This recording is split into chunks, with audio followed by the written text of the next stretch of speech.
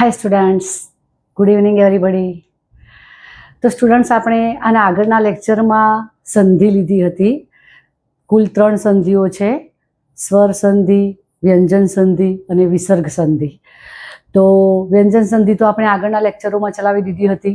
સ્વર સંધિ આના આગળના હમણાં ગઈકાલના લેક્ચરમાં આપણે જોયું. અને હવે એક સંધિ બાકી હતી, જે વિસર્ગ સંધિ. તો આપણે વિસર્ગ સંધિ જોઈએ. હવે સ્ટુડન્ટ્સ, વિસર્ગ સંધિ જોઈએ ને એના પહેલાં આપણે આ કક્કો યાદ રાખવાનો છે. હા ને, જો કક્કો: ક ખ ગ ગ અંગ, ચ છ જ જ અંગ. આ બંને અંગ જ બોલાય. હા, પહેલો ઉપરનો છે એ પણ અંગ, નીચેનો છે એ પણ અંગ જ બોલાય. ટ ઠ ડ ઢ અણ, ત થ દ ધ ન, પ ફ બ ભ મ. હવે સ્ટુડન્ટ્સ, તમે જોયું હશે કે જો આ છેલ્લી 3 લાઈનો જે છે ને એની ઉપર લખ્યું છે ઘોષ વ્યંજન. આટલા જે વર્ણ છે એ વર્ણને ઘોષ વ્યંજન કહેવામાં આવે છે. બરોબર, આગળનાને અઘોષ વ્યંજન કહેવાય છે અને આ છે એ ઘોષ વ્યંજનો છે.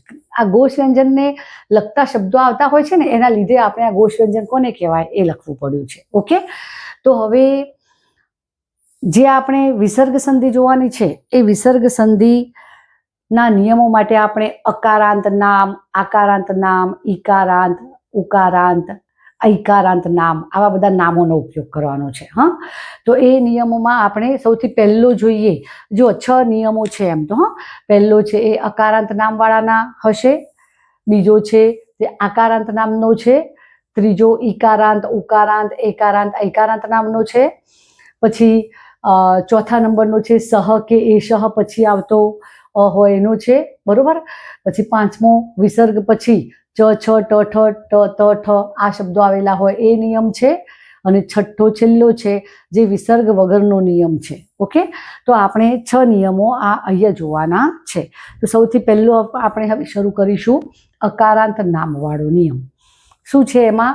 3 એમાં નિયમો છે. પહેલો છે, જો વિસર્ગની આગળ અકારાંત નામ હોય અને પાછળ ઘોષ વ્યંજન, કોઈ પણ ઘોષ વ્યંજન આપેલો હોય તો વિસર્ગનો આપણે ઓ થઈ જાય.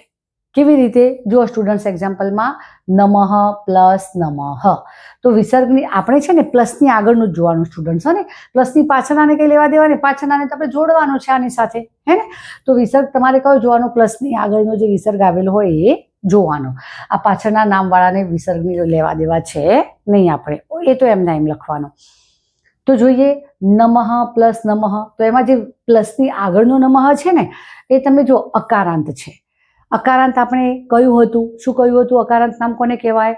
જે નામના છેલ્લા અક્ષરને ના કાનો લાગ્યો હોય, ના માત્રા લાગેલો હોય, ના રસ્વઈ દીર્ઘઈ લાગેલી હોય, રસોઈ દીર્ઘ હોય, કશું જ ના હોય. બરોબર ને? કાનો માત્રા, રસ્વઈ દીર્ઘઈ, રસોઈ દીર્ઘ કંઈ જ ના લગાડેલું આવે તો એને કહેવાય અકારાંત નામ. બરોબર ને?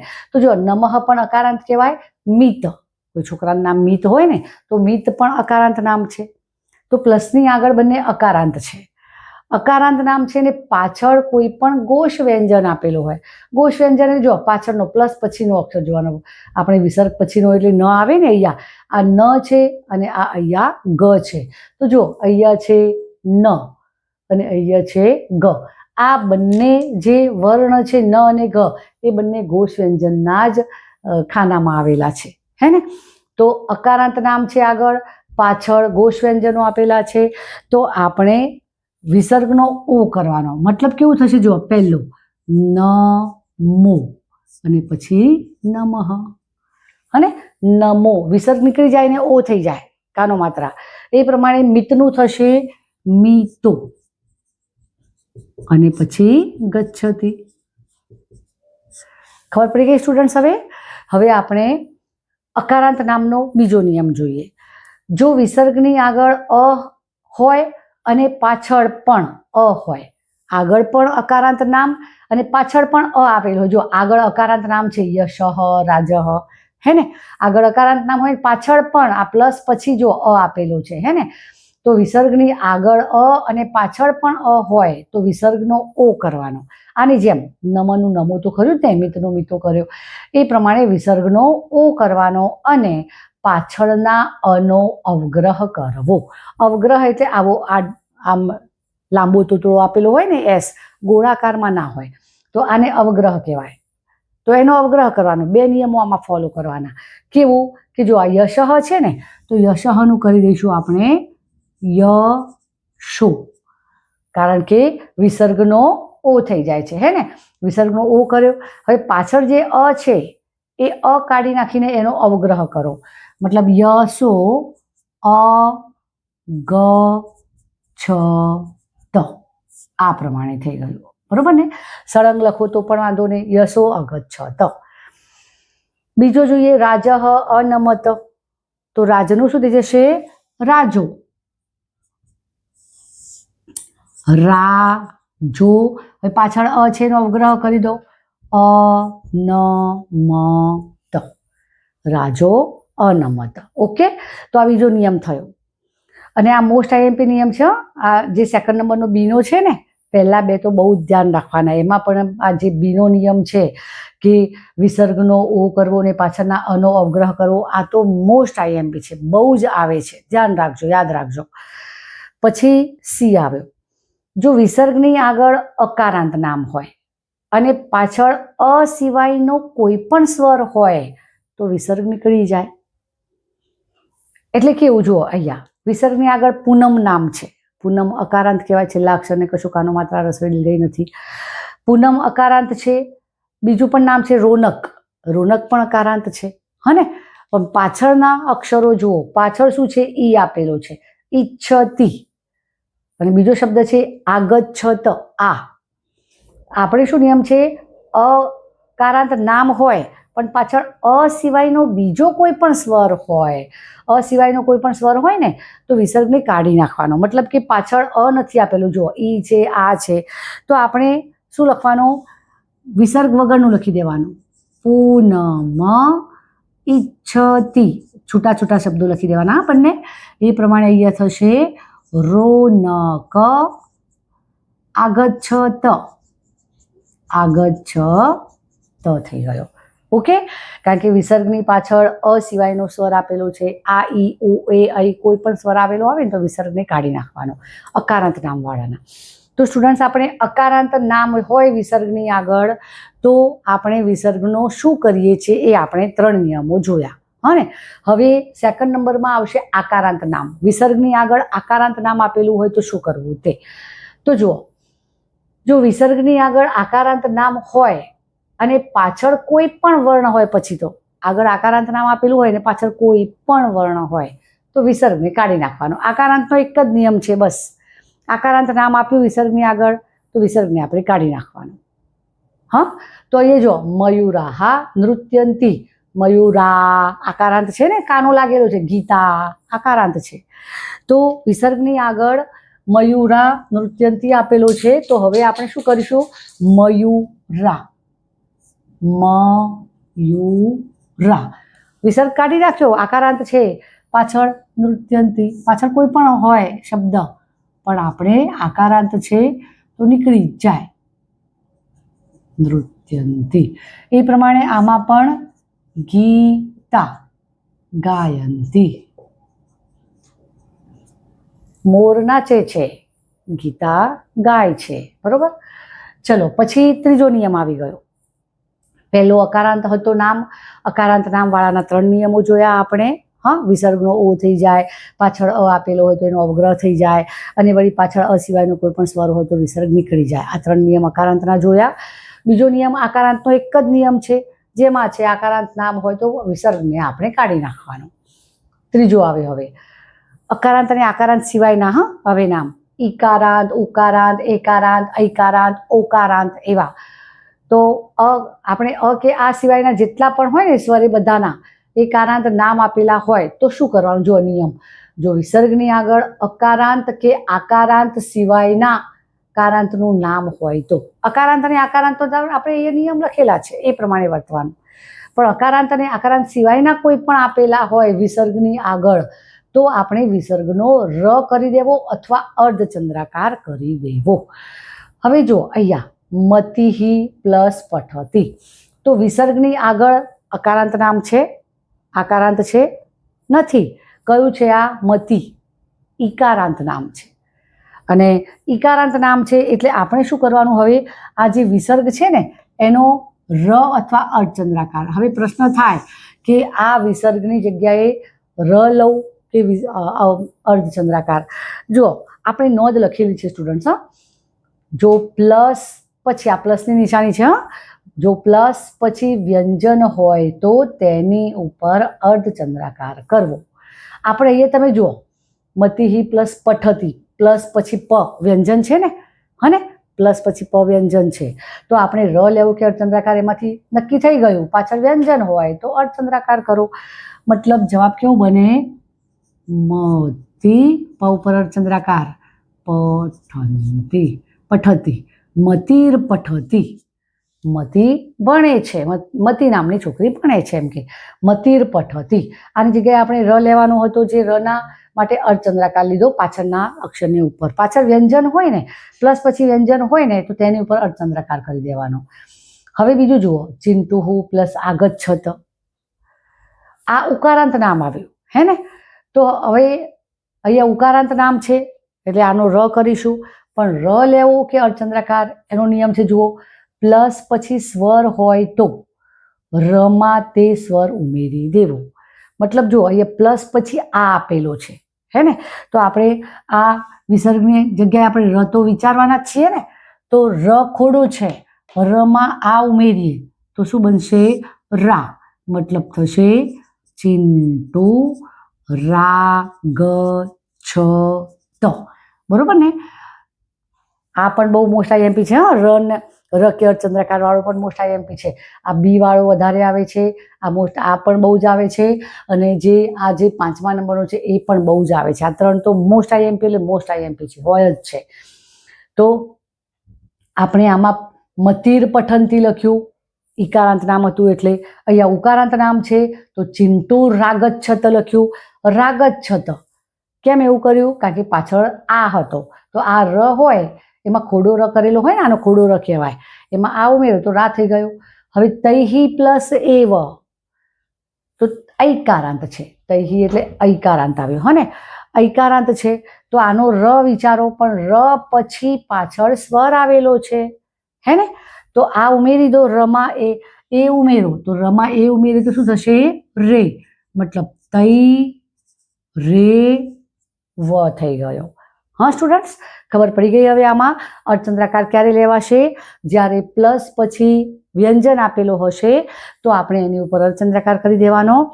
અને જો પ્લસ પછી સ્વર આવેલો આવે તો આગળ જે વિસર્ગની જગ્યાએ આપણે ર વિચાર્યો છે, વિસર્ગનો ર કરીએ છીએ, એ રમાં પાછળનો જે કોઈ પણ સ્વર હોય એ સ્વરને ઉમેરી દઈએ એટલે ર આખો થઈ જાય. એનો મતલબ અહીંયા ર એ તો રે વ થયો, ર આ તો રાગચ્છત થયો. બરોબર ને? હવે આપણે હજુ આના આ જ નિયમને લગતો પાછળ છે જુઓ. હવે સ્ટુડન્ટ્સ આપણે અહીંયા જોયું કે ભાઈ ઇકારાંત ઉકારાંત એકારાંત ઐકારાંત નામ આપેલું હોય તો વિસર્ગનો આપણે ર કરી દઈએ છીએ, હા ને, ર લખ્યો પણ ખરો. પણ હવે એક બાબત એવી બને જુઓ કે એ જ આ કારાંતના નામ હોય અને પાછળ પણ ર આપેલો આવે તો જુઓ આ રીતે. અહીંયા તમે જોશો ને કે વિષ્ણુ અને શનિ, અને આ ઉકારાંત નામ છે, આ ઇકારાંત નામ છે.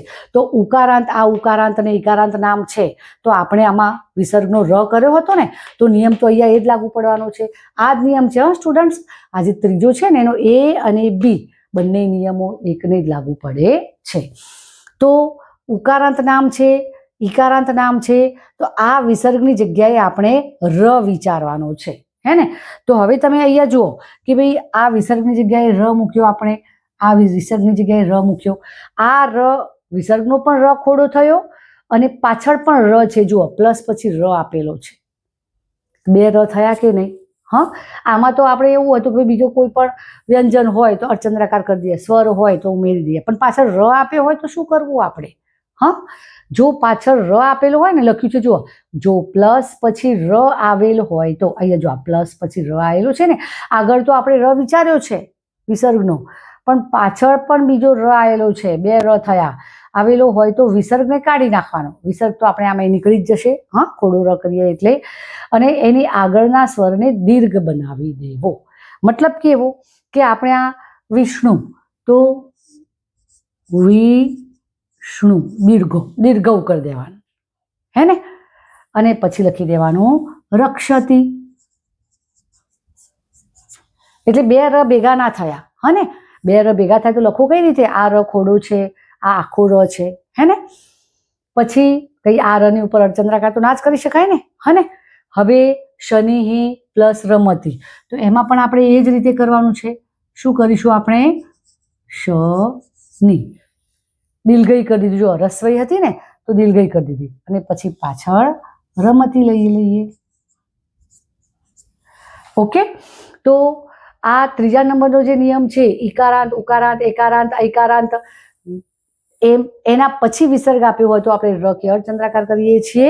ર કે અર્ધચંદ્રાકારમાં પણ પાછળ વ્યંજન હોય તો અર્ધચંદ્રાકાર, પાછળ સ્વર હોય તો રમાં એ સ્વર ઉમેરી દેવો, અને વળી પાછો બીજો ર આવતો હોય પ્લસ પછી, તો આગળનો જે રસ્વ હોય તો દિલગૌ કરી દો, રસ્વઈ હોય તો દિલગઈ કરી દો. ઓકે, આ પતી ગયો ત્રીજા નંબરનો નિયમ.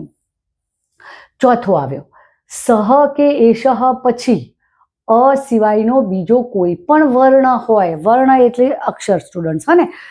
તો વિસર્ગ નીકળી જાય. સહ કે એષ પછી, હા, અ સિવાયનો બીજો કોઈ પણ વર્ણ હોય તો વિસર્ગ નીકળી જાય. હવે જોઈએ આપણે, સહ પ્લસ ભૂપતિ, પાછળ અ તો નથી જ ને, બુ છે, બ છે, અ નથી, તો આપણે શું કરીશું? સ ભૂપતિ, સ ભૂપતિ.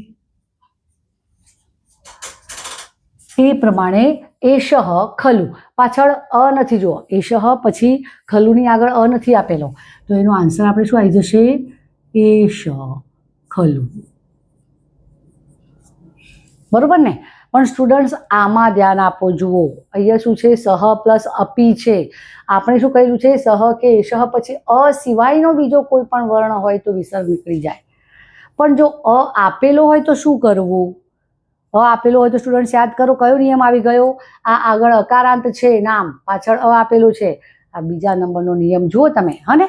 અકારાંત વાળાનો બી છે તે આગળ અકારાંત નામ હોય અને પાછળ પણ અ હોય, તો આપણે શું કરી દઈએ છીએ? આગળ જે યશનું યશો કર્યું અને અનો કરી દીધો અવગ્રહ, હા ને? તો આમાં પણ એ જ નિયમ થશે. સનો થઈ જશે સુ, સો, અને પાછળના અને બદલે શું કરીએ છીએ?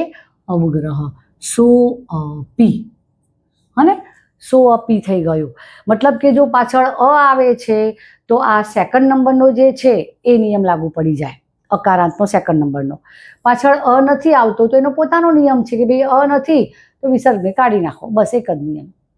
બરોબર ને? હવે પાંચમા નંબરનો આવી ગયા આપણે આમાં. પાંચમા નંબરમાં જોઈએ, જો વિસર્ગ પછી ચ કે છ હોય તો વિસર્ગનો શ, મતલબ શરણાઈનો શ અડધો કરવાનો. ખોડો લખ્યો ને એટલે એનો મતલબ અડધો થાય, અને આ શ્રવણનો સ છે, ખોડો.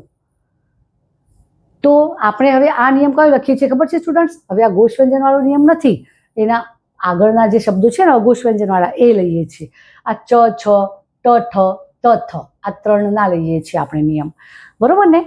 તો જુઓ, જો વિસર્ગ પછી ચ કે છ હોય તો વિસર્ગનો શરણાઈનો શ કરી દો અથવા શ્રવણનો શ કરી દો. જો ફોર એક્ઝામ્પલમાં છે જ હરિ પ્લસ ચંદ્ર, તો તમે અહીંયા જોશો ને કે વિસર્ગ પછી ચ આપેલું છે. ચ હોય તો આપણે પહેલો હરિ તો એમના એમ જ લખવાનો, હરિ, અને વિસર્ગની જગ્યાએ આપણે બેમાંથી કોઈ પણ શ લઈ શકો છો. આપણે આ હરિશ્ચંદ્રમાં શ્રવણનો શ લીધો, અને આ અડધો કર્યો અને ચંદ્ર પાછળ જોડી દો, હરિશ્ચંદ્ર. મોસ્ટ આઈએમપી છે સ્ટુડન્ટ્સ, ધ્યાન રાખજો. મોસ્ટ એટલે મોસ્ટ આઈએમપી છે આ હરિશ્ચંદ્ર. હવે બીજું શું છે? વિસર્ગ પછી ટ કે ઠ હોય તો વિસર્ગને બદલે ષષ્ઠકોણનો શ કરવો. જો અહીંયા વિસર્ગ પછી ઠ, ટ કે ઠ માંથી ઠ લીધેલો છે અહીંયા, હા ને? તો આપણે પહેલો સુગ્ન લખીશું.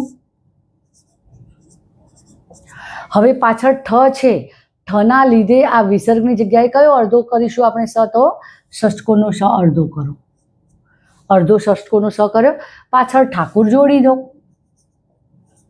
ઠાકુર. ખબર પડી છે ને સ્ટુડન્ટ્સ? આપણે શું કરીએ છીએ?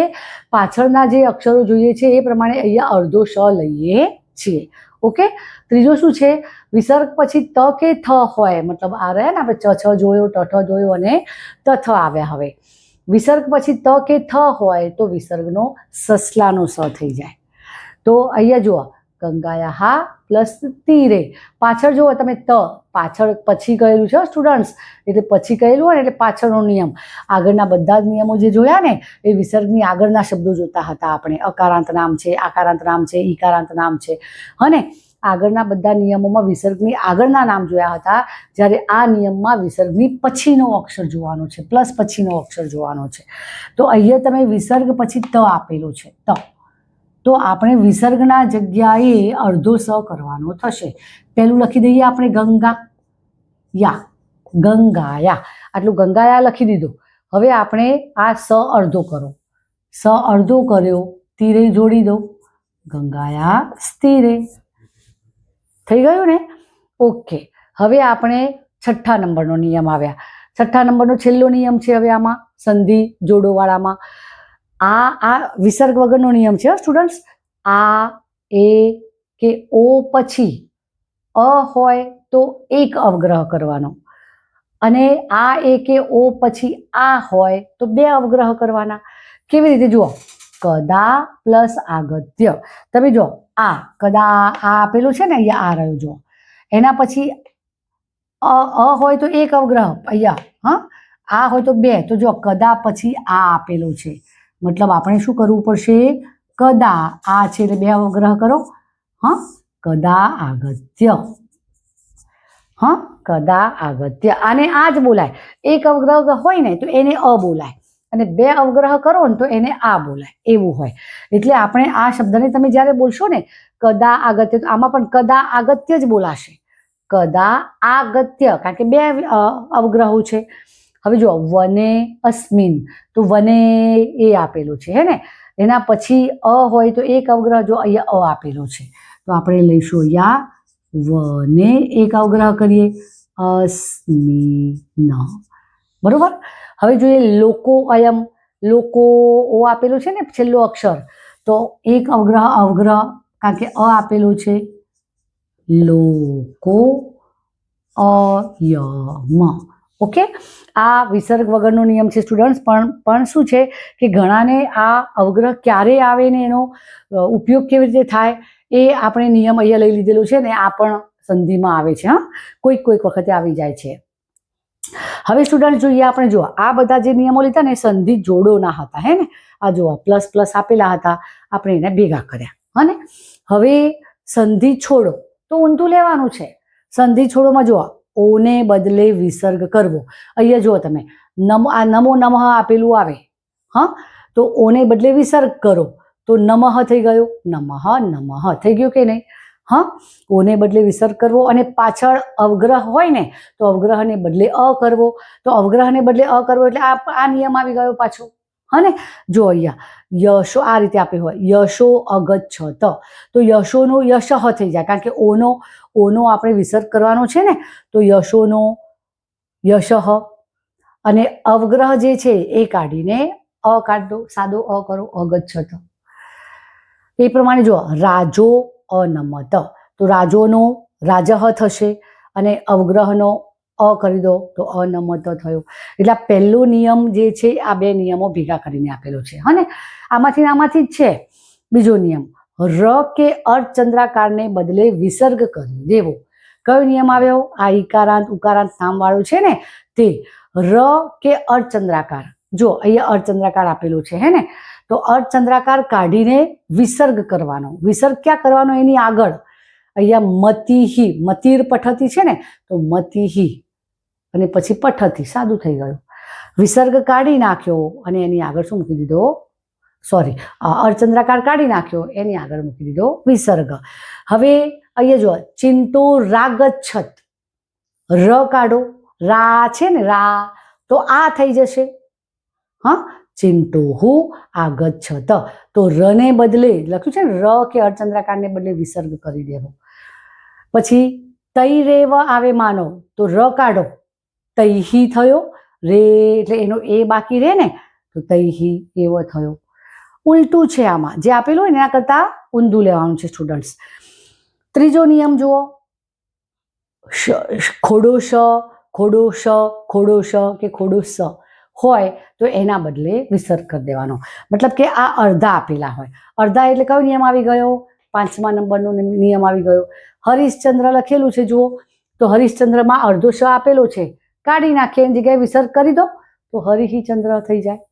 સુગ્નસ ઠાકુર અડધો સ કાઢ નાખો, સુગ્ન ઠાકુર થઈ જશે. ગંગાયા તીરે એમાં સ અડધો કાઢ નાખો, ગંગાયા તીરે થઈ જશે. હને તો આ નિયમ આનો આવી ગયો. એ હવે ચોથો અને પાંચમો અલગ છે, એ વિસર્ગને લગતા નથી.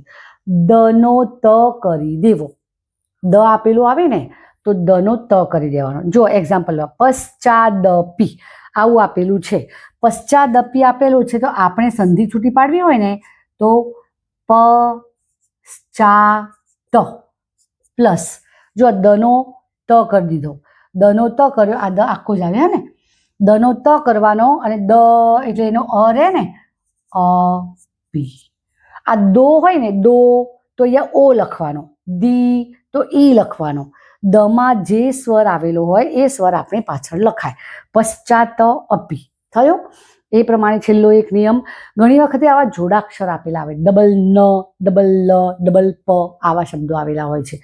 જો જોડાક્ષર આપેલા હોય અને પછી કહે કે ભાઈ સંધિ તમે એને છૂટી પાડો તો શું કરવાનું? એમાં જે આ અડધો છે ને, આમાં અડધો ન છે, આમાં અડધો લ છે, જે અડધો હોય ને એને બદલે આપણે ત કરી દેવાનો. ત કરવાના બે નિયમો છે. હે ને તો જો ઉદાહરણમાં તસ્માલ્લબ્ધ પદ, તેની પાસેથી પદ મેળવ્યું, આવું ગુજરાતી થાય. તસ્માલ્લબ્ધ પદ, સંધિ છૂટી પાડીએ આપણે, અડધો લ છે એની જગ્યાએ ત લખીશું, એટલે આન્સર કેવું લખીશું આપણે જુઓ, તસ્માત, બરોબર? અડધો લ નીકળી ગયો. હવે આખા લબ્ધ પદ એમના એમ લખી દો, પ્લસ લબ્ધ પદ. ઓકે, તો સ્ટુડન્ટ્સ આપણે સંધિ છોડો સંધિ જોડો બંને અલગ અલગ એક્ઝામ્પલ્સ સાથે લીધું છે. આશા છે તમને ફાવી જશે. જો કદાચ તમને કન્ફ્યુઝન લાગે તો ફરીથી પાછો વિડીયો જોઈને કન્ફ્યુઝન દૂર કરવા પ્રયત્ન કરશો. અને આમાંથી જ આ જ નિયમોને ફોલો કરીને જ આવે છે, બીજા કોઈ નિયમો આના હોતા નથી. બરોબર છે? ક્યાંક એક્સેપ્શન હોય, અપવાદરૂપ કોઈક નિયમ આવી જાય, દરેક વસ્તુમાં અપવાદ હોય છે, બરોબર ને? તો એવું કંઈક ક્યાંક આવી જાય, બાકી આના નિયમો આ જ છે. ઓકે સ્ટુડન્ટ્સ, તો પહેલાં તમે સ્ક્રીનશોટ લઈ લેશો.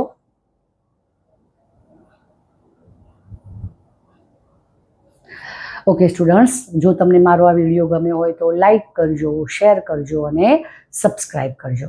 That's all. Thank you.